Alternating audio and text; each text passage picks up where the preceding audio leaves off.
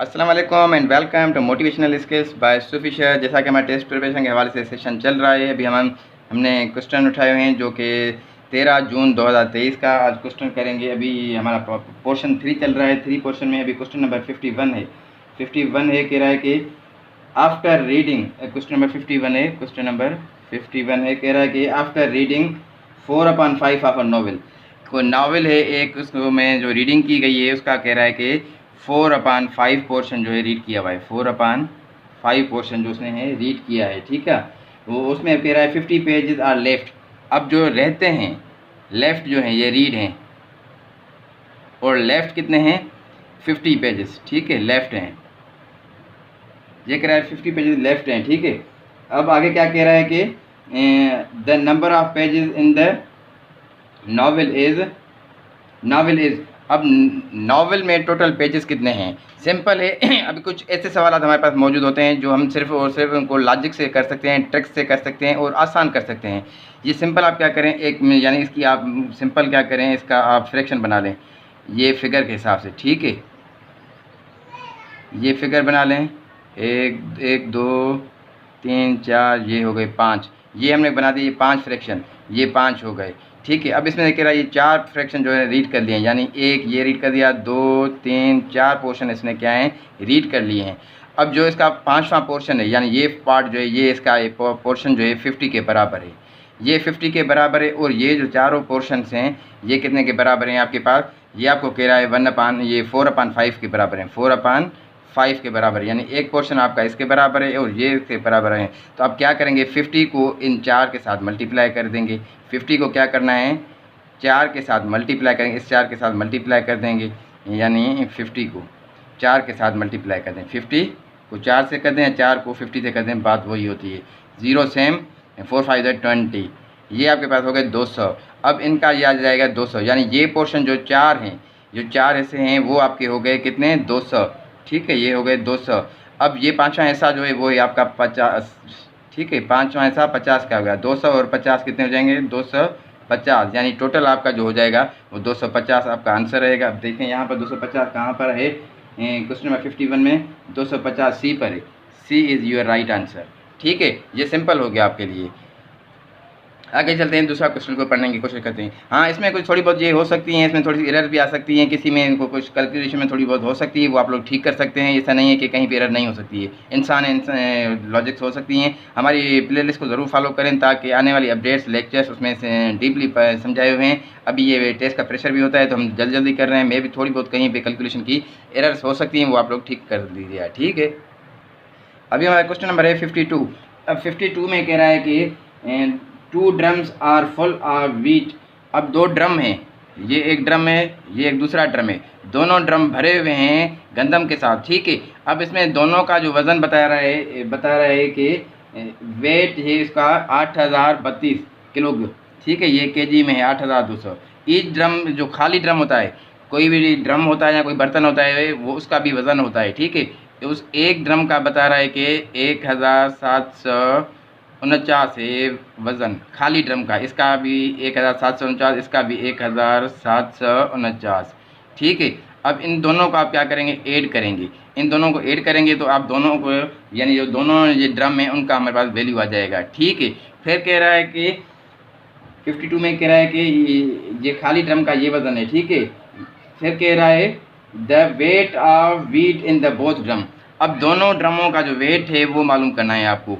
दोनों ड्रमों के अंदर जो व्हीट है यानी गंदम जो पड़ी हुई है वो कितनी है, यानी खाली का आप खाली करके ये ड्रमों की वज़न निकाल के, या जैसे कोई गाड़ी वगैरह आती है गाड़ी का वज़न निकालते हैं और देखते हैं तो गंदम कितनी आई हुई है तो वो निकालते हैं, ठीक है। अब इन दोनों को क्या करेंगे आप लोग प्लस करेंगे, ठीक है। इन दोनों को प्लस करने से क्या होगा, ये देखें 9 और 9, ये 9 और 9 8 हो जाएंगे, 18 एक ऊपर चला जाएगा, फिर ये 9 आ जाएगा, 4 3, ठीक है। इन दोनों को ऐड कर देंगे, आपके पास ये वैल्यू आ जाएगी, ठीक है, 3498।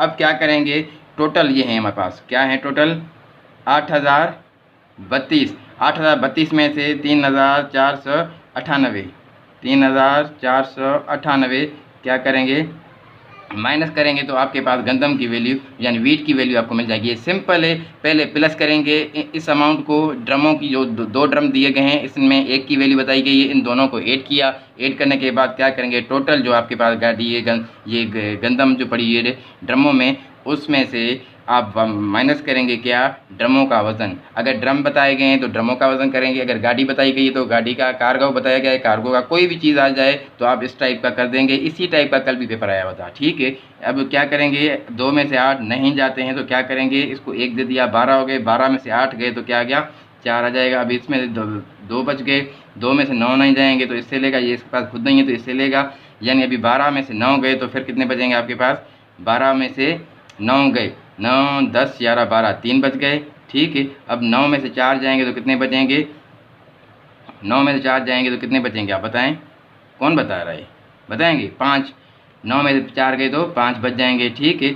फिर यहाँ पर कितने बचे हैं, 7। 7 में से 3 गए तो 4 बच जाएंगे, यानी 4534। अब देखें क्वेश्चन नंबर 52 में, क्वेश्चन नंबर 52 में ऑप्शन है 4534, 4534, 4534, ऑप्शन डी है, option D is right answer है आपका, ठीक है। अभी इसी टाइप के आपको दूसरा वैल्यू दे सकता है। अगर आपको यही कहे कि इसमें जो है ड्रम की वैल्यू नहीं बताई गई है या एक दोनों ड्रमों की ये वैल्यू है, तो आप एक ड्रम की वैल्यू मालूम करें तो आसानी के साथ आप प्लस माइनस कर सकते हैं। और इसमें मुझे लग रहा है कि ये पानी या टैंक वाला भी सवाल दे सकता है, जो मैंने आपको बताया है क्लास 5 में मौजूद है, इसी टाइप का है, इसी टाइप के क्लास 5 में से ये तकरीबन क्लास 5 को उन्होंने टच किया है इस सवाल को, ठीक है ना। ये आप लोग ज़रूर प्रैक्टिस करें। आगे चलते हैं, सवालों को देख रहे हैं। अब ये क्वेश्चन है, क्वेश्चन नंबर 53, ये कह रहा है the difference between largest even 3 digit and smallest 3 digit number is. इसी टाइप का कल भी पेपर आया था, लार्जेस्ट डिजिट नंबर और स्मॉलेस्ट डिजिट और स्मॉलेस्ट डिजिट नंबर। अब इसमें एक आज वाले में इवन और इसमें इवन का पूछा है, कल वाले में ऑड पूछ सकता है, या आपसे कोई 2 डिजिट्स का पूछ सकता है, 1 डिजिट का पूछ सकता है। इसी टाइप का ये क्वेश्चन क्लास 3 से स्टार्ट है, क्लास 3 में भी है, क्लास 4 में भी है, क्लास 5 में भी है। मैंने इस टाइप को बहुत ही एक्सप्लेन करके अच्छे तरीके से MCQs भी बनाए हुए हैं और भी इसको डिटेल में बताया हुआ है। इसको पहले थोड़ा सा रिव्यू कर लेते हैं क्योंकि टाइम कम है, तो मैं इसको थोड़ा समझाऊँगा आपको तो बात क्लियर हो जाएगी। हम बोलते हैं किसको, इवन किसको बोलते हैं, कौन से नंबर होते हैं हमारे पास, इवन हमारे पास होते हैं 2 4 6, ये नंबर सारे इवन होते हैं। और ऑड कौन से होते हैं, ठीक है, ऑड नंबर हमारे पास कौन से होते हैं, 1 3 5 7, ठीक है, ये हमारे पास ऑड नंबर होते हैं। अब हमारे पास कह रहा है जो 1 डिजिट होता है, डिजिट नंबर कौन से होते हैं, मैंने आपको बताया है ये 1, ये 1 डिजिट है, 1 डिजिट है, ठीक है, 1 डिजिट है। 2 ये भी 1 डिजिट है, 3 ये भी 1 डिजिट है, ठीक है, ये 1 डिजिट है। अब 12 ये 2 डिजिट है, 14 ये 2 डिजिट है, ठीक है, 88 ये 2 डिजिट है, ठीक है, इस टाइप के। और ये 330 ये 3 डिजिट हैं, ठीक है, 1 2 3, और ये 3 डिजिट एक नंबर है, 3 डिजिट एक नंबर है। अब ये चीज़ आप समझ गए, ठीक है। उसके बाद हम आते हैं, कॉन्सेप्ट को क्लियर रखें ताकि आइंदा आने वाली टेस्टों के लिए आप बिल्कुल प्रिपेयर रहें।